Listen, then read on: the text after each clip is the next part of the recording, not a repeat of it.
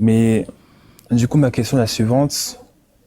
Comment se fait-il qu'il y ait encore des souverains sacrificateurs alors que Melchisedec exerce son ministère? On en avait discuté avec un frère. Et ceux qui étaient après la venue du Christ, après la venue de Melchisedec en tant que souverain sacrificateur, c'est des anciens souverains sacrificateurs ou bien ils exerçaient vraiment encore le sacerdoce lévitique? Voilà, ça c'est ma question. Alors, la première chose que tu devrais d'abord te demander, est-ce que le clan des pharisiens, qui était constitué justement des sacrificateurs, des scribes, avait cru en Jésus-Christ? Non. Bah, s'ils n'ont pas cru en Jésus-Christ, ils ne vont pas se dire, non, c'est lui Melchisedec. Voilà donc pourquoi tout ce qu'eux, ils faisaient, ils ne savaient même pas par quel esprit ils étaient animés, notamment Caïphe. C'est-à-dire, lorsqu'il déchire, il ne sait pas de quel esprit il l'a animé. Donc, jusqu'à présent, les enfants d'Israël sont toujours dans la négation de Jésus-Christ. C'est nous, l'Église, qui savons que c'est lui, Melchisedec, qui a accompli l'expiation royale. Voilà donc pourquoi, lorsque nous lisons Lévitique 21:10,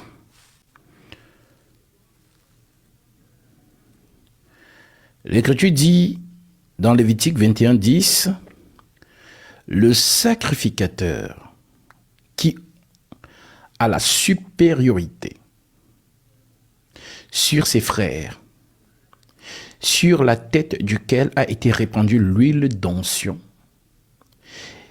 et qui a été consacré et revêtu des vêtements sacrés, les fameux vêtements sacrés de Lévitique 16, ne découvrira point sa tête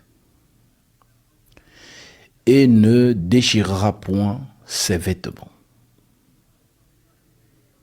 Ça, c'est la prophétie. Ne déchirera point ses vêtements. Ok.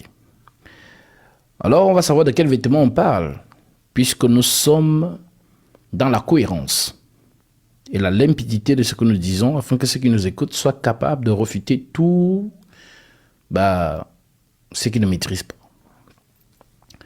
Lévitique 16, ce sont ces vêtements dont il s'agit. L'Éternel parla à Moïse après la mort des deux fils d'Aaron qui moururent en se présentant devant l'Éternel.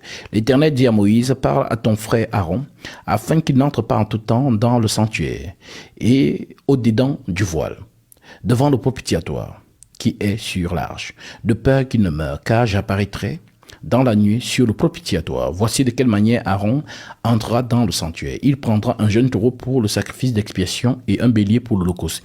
Il se revêtira de la tunique sacrée de lin. Donc si tu entres avec le coton, il te tue. La tunique sacrée de lin. Et portera sur son corps des caleçons de lin. Il se ceindra d'une ceinture de lin. Et il se couvrira la tête d'une tiare de lin.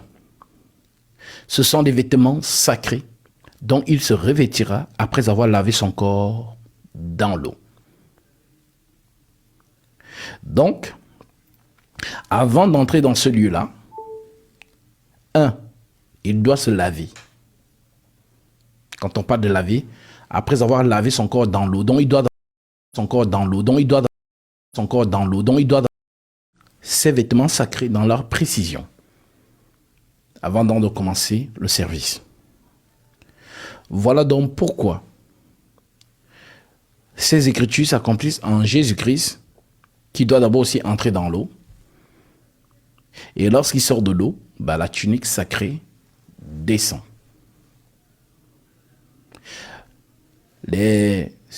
On va dire ceux qui ne maîtrisent pas, qui sont dans l'ignorance, et ils vont voir J'ai vu les cieux ouverts et l'Esprit descendre sur lui comme une colombe et s'arrêter sur lui.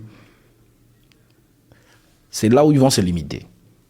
Mais ceux qui ont la maîtrise vont comprendre que, ah d'accord, en fait, les vêtements sacrés que Aaron devait porter faisaient référence en fait à Dieu. Voilà donc pourquoi, pour entrer dans le lieu où Dieu siège, il faut être Dieu. En d'autres termes, l'esprit du Créateur doit être en toi.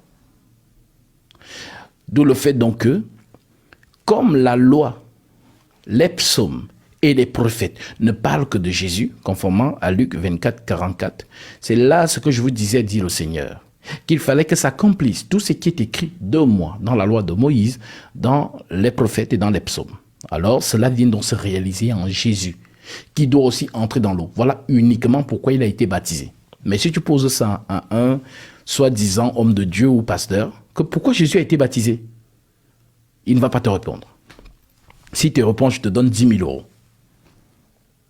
Non, mais jamais d'avis, ils pourront pas te Justement. répondre. Donc ça se passe sur ces petits détails-là. Donc si Jésus a été baptisé dans les eaux, c'est pour accomplir Lévitique 16. Revêtir le vêtement sacré. Donc le vêtement sacré fait donc référence à quoi? À Dieu lui-même. Voilà donc pourquoi l'Esprit descend donc et vient donc sur lui. Donc il est habillé. Il est revêtu du vêtement sacré.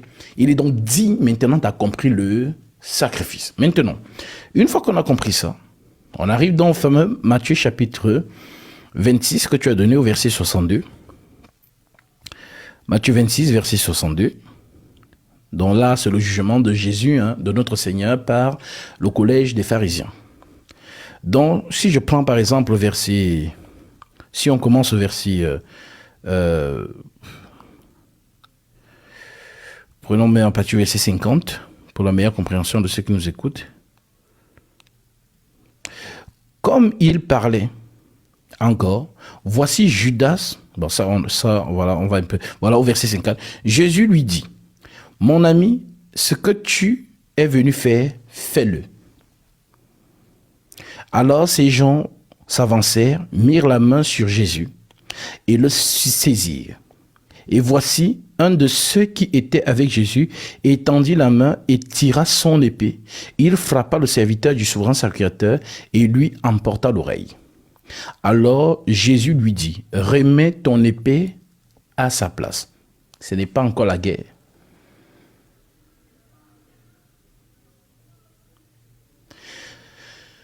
Remet son épée à sa place. Car un serviteur a sorti l'épée, dont ici on fait référence à Pierre, qui a donc coupé. Donc pour lui, c'est la guerre. Alors Jésus lui dit, non, c'est pas le moment. Remets.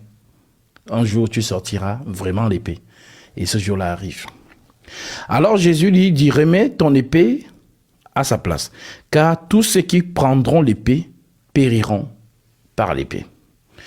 Penses-tu que je ne puisse pas invoquer mon Père, qui me donnera à l'instant plus de 12 légions d'anges? Donc, c'est codé, bien évidemment. Comment donc s'accomplirait l'écriture, d'après lesquelles il doit en être ainsi? En ce moment, Jésus dit à la foule, « Vous êtes venus comme avec un brigand.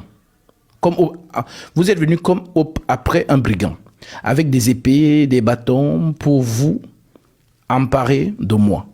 J'étais tous les jours assis parmi vous, enseignant dans le temple, et vous ne m'avez pas saisi. Mais tout cela est arrivé afin que les écritures des prophètes fussent accomplies. En d'autres termes, Jésus est sur terre pour que ce qui s'est passé dans les prophètes s'accomplisse en lui. Donc même quand les musulmans vous disent « Ah oui, Jésus priait, il n'est pas Dieu », ils ne comprennent rien. Ce n'est pas lui qui priait, c'est David. Et dans le rôle de David, Jésus prie donc. Même le fameux Père, pourquoi m'as-tu abandonné? Ce n'est pas lui qui l'a dit, c'est David, par l'Esprit Saint. Dans Psaume 22. Avant que Jésus même ne vienne sur terre, dans Psaume 22, David a déjà dit qu'ils vont déchirer ses vêtements. Ils vont se partager sa tunique. David a déjà dit qu'ils ont percé mes mains et mes pieds. Donc tout est déjà écrit dans le Psaume 22. Donc Jésus, donc en qualité de Somme 22, vient donc réciter ces choses. Voilà pourquoi il dit, mon Dieu, pourquoi m'as-tu abandonné? Alors les gens vont dire, ah, tu as vu, si c'était Dieu, pourquoi il a dit mon Dieu? Il ne capte rien. Pourtant, lui, il est en train d'accomplir les Saintes Écritures. Alors, c'est ce qu'il répète donc ici. Vous êtes venus comme après un brigand, avec des épées et des bâtons, pour vous emparer de moi. J'étais tous les jours assis parmi vous, enseignant dans le temple. Et vous ne m'avez pas saisi. Mais tout cela est arrivé, afin que les Écritures des prophètes fussent accomplies. Alors tous les disciples l'abandonnèrent et prirent la fuite. Ça aussi, c'est une écriture. On frappera le berger et le troupeau se dispersera. Et c'est ça qui est arrivé là. Tous, il n'y avait plus maître. Tout le monde a pris la fuite. On l'a laissé. C'est une écriture qui devait aussi s'accomplir.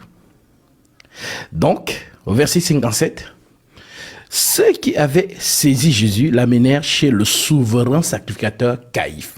Donc, c'est tellement beau. La prophétie est vraiment chirurgicale. C'est-à-dire, de toute la descendance d'Aaron, dans le rôle du sacerdoce, le dernier qui doit voir Melchisedec face to face pour faire le transfert de service, quitter d'un sacerdoce à l'autre, c'est Caïphe. Alors, on dit donc, ceux qui avaient saisi Jésus l'amenèrent chez le souverain sacrificateur Caïphe, où les scribes et les anciens étaient assemblés. Pierre le suivit de loin jusqu'à la cour du souverain sacrificateur. Il entra et s'assit avec les serviteurs pour voir comment cela finirait.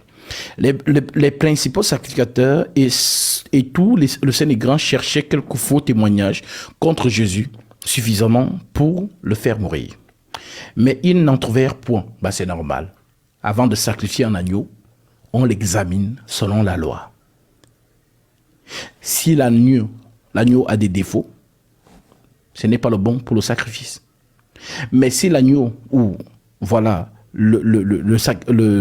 l'animal est sans défaut, à ce moment, il est le bon animal pour justement mourir pour le peuple. On lit ça comme ça paraît rien. Mais les détails sont là. Ils ont examiné l'agneau, ils n'ont pas trouvé de faute. Maintenant, on donne aussi aux étrangers. Examinez-le aussi. Pilate dit, moi aussi, je ne trouve rien en lui. Donc, c'est le bon qui doit mourir pour les hommes. Mais ils ne trouvèrent point, quoique plusieurs faux témoins se furent présentés, afin il en vint deux qui dirent, celui-ci a dit, je puis détruire le temple de Dieu et le rebâtir en 3 jours. C'est très important. Il a dit qu'il peut détruire. Donc ça, c'est un faux témoignage qu'ils ont donné. Mais ce n'est pas exactement ce que Jésus avait dit. Jésus avait dit, détruisez. Il n'a pas dit, je vais détruire. Il a dit, détruisez ce temple. En s'adressant aux enfants d'Israël. Détruisez ce temple et en 3 jours, je le relèverai de ses ruines. Alors vous allez voir que certains musulmans vont toujours vous dire, Jésus a dit aux enfants d'Israël, vous voulez accomplir les œuvres de votre Père.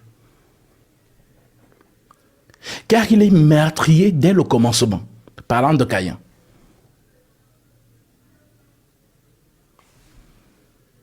Mais, selon la prophétie, le Dieu de la loi dit qu'il est un père pour les enfants d'Israël. Alors, ça semble se contredire, non? N'est-ce pas? Et pourtant pas du tout. Il faut savoir que lorsque le maître parlait aux esprits.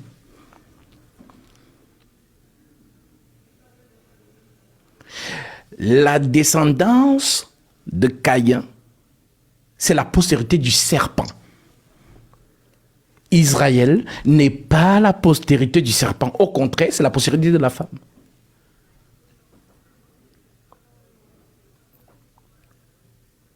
Alors, il s'adressait donc à cet esprit-là. Celui-ci dit, je puis détruire le temple. Ça, c'est faux. Il n'a pas dit ça. Il a dit, détruisez, vous détruisez ce temple et en 3 jours, je le relèverai des ses ruines. Je le relèverai des ses ruines. Je. Il n'a pas dit Dieu, je. Et pourtant, lorsque nous allons lire dans les épîtres apostoliques, on va voir Dieu l'a ressuscité des morts. Parfois, on ne comprend pas. Peut-être une simple sœur, un simple frère qui est en train de lire se dit, mais attends, mais je ne comprends pas. Ici, il dit, je le relèverai des ses ruines.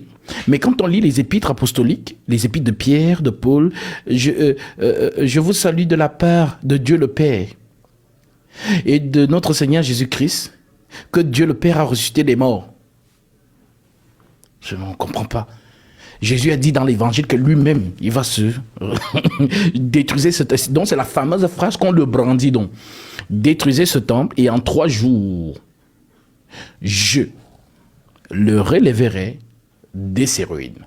En d'autres termes, les épîtres apostoliques où vous allez voir Dieu le Père qui l'a ressuscité des morts, si notre évangile est encore voilé, il est voilé pour ceux qui périssent, dit l'apôtre Paul. Donc, la feinte est pour les fils de la perdition, pour qu'ils ne captent pas. Mais ceux qui sont vraiment remplis du Saint-Esprit comprennent. Alors, verset 62. Le souverain sacrificateur se leva, dans le fameux Caïphe, il se lève, et lui dit, ne réponds-tu rien? Qu'est-ce que ces hommes déposent contre toi? Jésus garda le silence. Alors tu me demanderas, mais pourquoi il garde le silence? Parce que c'est aussi la prophétie. Vous avez oublié Ésaïe 53? Ésaïe 53 dit que l'agneau ne parle pas. Muet devant ceux qui le tondent. L'agneau ne parle pas. L'agneau ne se justifie pas. L'agneau est silencieux. Voilà donc pourquoi il garde le silence. À chaque fois qu'il a ouvert la bouche, je vous ai déjà dit ça plusieurs fois, c'est le lion qui rougit. Voilà pourquoi à chaque fois qu'il ouvre la bouche, c'est pour menacer. Et vous verrez les cieux ouverts et le Fils de l'homme debout à la droite. C'est la menace. C'est le lion. Le rugissement du lion. Il a fait à Caïphe, il a aussi fait à Pilate. Lorsqu'il lui a dit, tu n'aurais aucun pouvoir sur moi s'il ne t'avait été donné d'en haut. Ça, c'est la menace. Donc, le lion, c'est lui qui rougit. L'agneau ne parle pas. Verset 2. Jésus garda le silence et le souverain sacrificateur, prenant la parole, lui dit, je t'adjure par le Dieu vivant de nous dire si tu es le Christ, le Fils de Dieu. Je tiens à rappeler que dans l'esprit juif, Dieu n'a pas de fils. Cherchez dans toute la loi. Ils n'ont pas ce langage. Chez les Juifs, fils de Dieu. Donc en fait, c'est un peu comme si quelqu'un de 2024 lit une pensée des générations passées avec son cerveau, c'est-à-dire l'analyse de 2024. Mais non, c'est biaisé. Le terme fils de Dieu dans l'Antiquité désignait Dieu. Donc tout homme, Jésus n'est pas le seul qui est venu sur cette terre, il a dit qu'il est fils de Dieu. Les pharaons d'Égypte l'ont dit. Donc des hommes qui se proclament être des dieux. C'est ce qu'on appelait donc à l'Antiquité fils de Dieu. Donc lorsque quelqu'un dit qu'il est fils de Dieu, ça veut dire qu'il est Dieu sur terre. Et vous allez voir un passage dans Ésaïe chapitre 50 et Ésaïe chapitre 19, où l'Éternel dit au peuple égyptien, comment osez-vous dire à Pharaon, je suis fils des sages, fils des anciens rois? Donc c'est un thème de l'Antiquité, fils de Dieu. Ça n'a rien à voir avec votre thème en 2024. Parce que quand on dit fils de Dieu en 2024, les gens disent que c'est Dieu qui a un bébé, il a un enfant. Non. Non. Fils de Dieu veut dire Dieu lui-même. Voilà donc pourquoi, si vous lisez dans Jean chapitre 10, non, Jean chapitre 30, non, Jean chapitre 10, verset 30, je vais vous lire ça. Vous allez voir là-bas, s'ils vont dire fils de Dieu. Et je reviens dans Matthieu 26. Je prends prenons Jean chapitre 30 tous. Jean chapitre 10, verset 30. Jean 10, 30. Jean 10, 30 dit, « Moi et le Père, nous sommes un, dit Jésus. » Bon, prenons maintenant à partir du verset 26 pour que vous compreniez l'esprit un peu. « Mais vous ne croyez pas, parce que vous n'êtes pas de mes brebis. » Donc, ce sont les brebis qui croient, qui comprennent son langage. Mais mes brebis entendent ma voix et je les connais et elles me suivent. Je leur donne la vie éternelle et elles ne périront jamais. Et personne ne les ravira de ma main. Donc, aucune brebis ne se perdra. Nul ne peut ravir les brebis du Seigneur dans sa main. Aucune brebis ne se perdra. Donc, les gens qui vous disent souvent que, oh, on perd le salut et tout. Non, ça, ce sont les, voilà. Voilà, c'est la médiocrité, c'est vraiment, il faut même pas écouter ces choses. Voilà, ce sont des gens qui n'ont jamais goûté l'odeur du Saint-Esprit, même l'odeur. Voilà, ils n'ont jamais. C'est une manière de dire que quand le maître qui connaît ses brebis, même Paul le dit dans 2 Timothée 2,19, néanmoins le solide fondement de Dieu reste debout avec ses paroles qui lui servent de sceau. Le Seigneur connaît ceux qui lui appartiennent. Et quiconque prononce le nom du Seigneur, qu'il s'éloigne de l'iniquité. Donc le Seigneur connaît ses brebis. Alors ces brebis qu'il connaît là, nul ne peut les ravir. Ça veut dire que cette brebis, même si elle marche n'importe comment, elle appartient au Seigneur.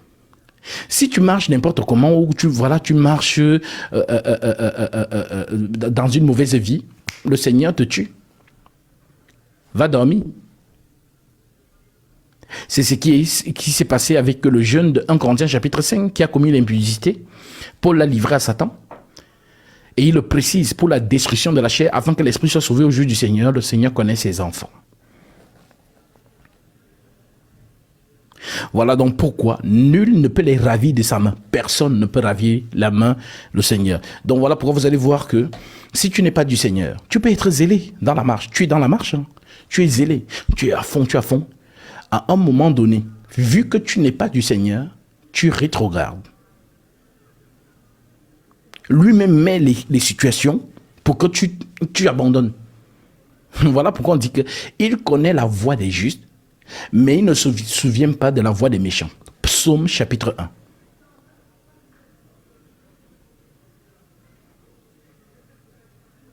Voilà. Maintenant, celles qui lui appartiennent, il leur donne toujours la force de continuer, de continuer. De continuer. Tu tombes, tu te relèves, tu continues. Mais si tu n'es pas de lui, à un moment donné, lui-même il met des obstacles. Toi-même tu te fatigues, tu retournes. Alors, les Juifs prirent de nouveau, nous sommes au verset 29, verset 28, je leur donne la vie éternelle et elles ne périront jamais. Il a dit, et personne ne les ravira de ma main. Mon Père qui me les a donnés est plus grand que tous. Et personne ne peut les ravir de la main de mon Père. Ah, Jésus, vraiment, lui-même, il a compliqué les choses. C'est-à-dire, il vient de vous dire plus haut, nul ne les ravira de sa main. Après, il coupe encore la pensée. Mon Père, il mélange les gens. Mais tu dis que non, tu viens de dire que non, c'est ta main qu'on ne peut pas les retirer. Maintenant, tu dis encore qu'on ne peut pas ravir de la main du Père. Donc c'est en fait... Voilà, ces brebis comprennent son langage, tout simplement. Il continue au verset 29 en disant, « Mon Père qui me les a donnés est plus grand que tous, et personne ne peut les ravir de la main de mon Père. Moi et le Père, nous sommes un. » Le fameux « moi et le Père, nous sommes un » là. Écoutez la réaction des Juifs. « Moi et le Père, nous sommes un. Moi et le Père, nous sommes un. » Alors les Juifs prirent de nouveau des pierres pour le lapider. Mais c'est normal. Comment tu peux dire que toi et le Père, vous êtes un? Mais eux, ils comprennent. Ils comprennent. C'est un enfant d'Israël comme eux. Donc, ils comprennent les termes qu'il utilise. Et les termes qu'il utilise, pour eux, c'est un blasphème. C'est un blasphème. Tu dis quoi? Dieu et toi, vous êtes... En d'autres termes, je suis Dieu. Alors, voilà pourquoi ils prennent donc les pierres pour le lapider. Pour signifier qu'on a compris ce que tu as dit. Rien que pour ça, là, on va te tuer. Verset 32. Jésus leur dit, « Je vous ai fait voir plusieurs bonnes œuvres venant de mon Père. Pour laquelle me lapidez-vous » Les Juifs lui répondirent, « Ce n'est point pour une bonne œuvre que nous te lapidons, mais pour un blasphème. Et parce que toi qui es un homme, tu te fais Dieu. Voyez-vous? Ils n'ont pas dit, toi qui es un homme, tu te fais fils de Dieu. Ils ont dit, toi qui es un homme, tu te fais Dieu. Une fois qu'on a compris ça, on revient donc dans Matthieu chapitre 26, où on était, au verset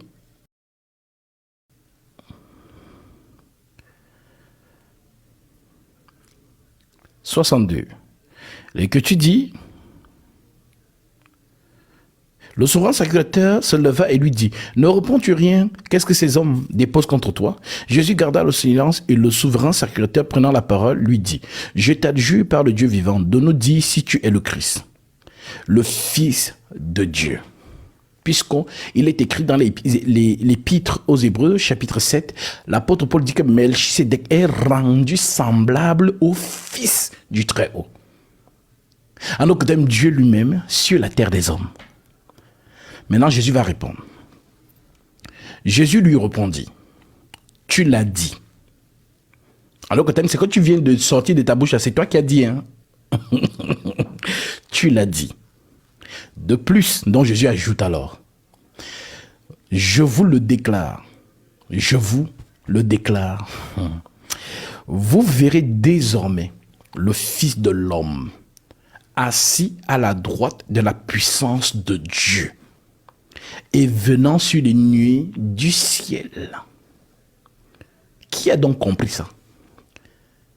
Moi, je pense qu'il y a quelqu'un qui a compris plus que vous. Tellement il a bien compris ça. Regardez sa réaction. Alors le souverain sacrificateur déchira ses vêtements.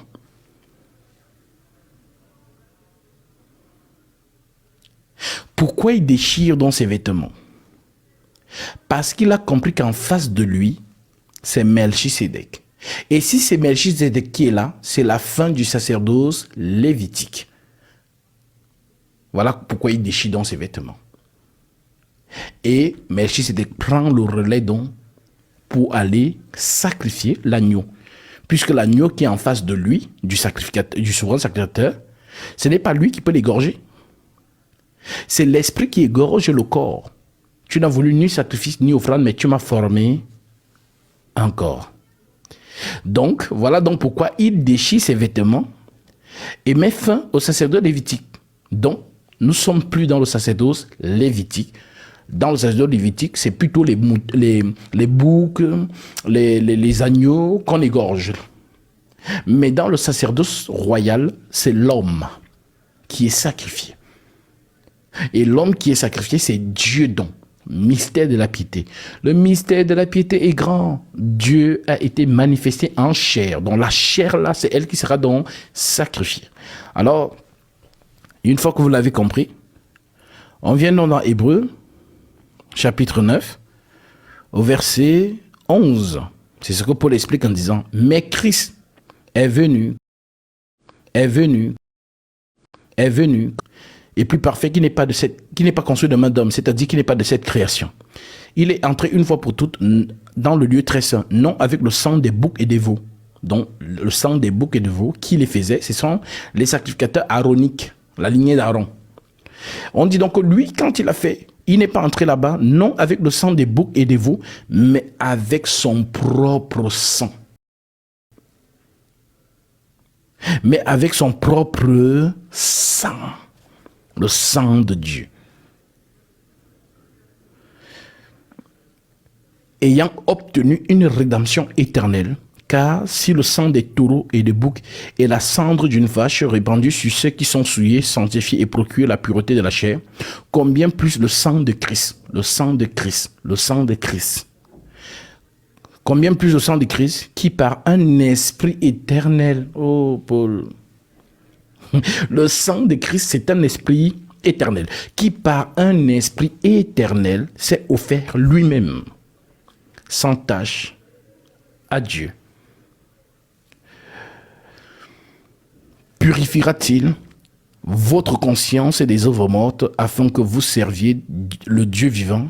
Et c'est pour cela qu'il est le médiateur d'une nouvelle alliance, afin que la mort étant intervenue pour le rachat des transgressions commises dans la première alliance, ceux qui ont été appelés reçoivent l'héritage éternel qui leur a été promis. Voilà donc pourquoi, mon frère, ces accomplissements, Israël, spirituellement, ne capte rien. Voilà donc pourquoi eux, ils continuent dans leurs affaires. D'où la question que tu poses dans Actes chapitre 23, où on voit, voilà, un souverain sacrificateur qui fait gifler l'apôtre Paul. Donc lui, il est toujours dans la continuité. Pourquoi? Parce qu'il pense que ils sont toujours dans le culte le sacerdoce lévitique, et pourtant le Seigneur a mis fin. Il a changé. Ça veut dire que, voilà pourquoi plus tard, même dans les Saintes Écritures, vous entendez, il y a une partie où Paul dit, le Seigneur dit, je suis là de vos sacrifices. Je ne prends pas plaisir à vos sacrifices, à vos sangs de bœuf, les graisses. Je ne prends pas plaisir à ça. En d'autres termes, je n'ai jamais aimé ça. Donc tout ce que vous faites là, ça ne me dit rien. Il n'y a qu'un seul sacrifice que j'agrée. Et c'est ce sacrifice qui est donc en Jésus-Christ. Tout simplement.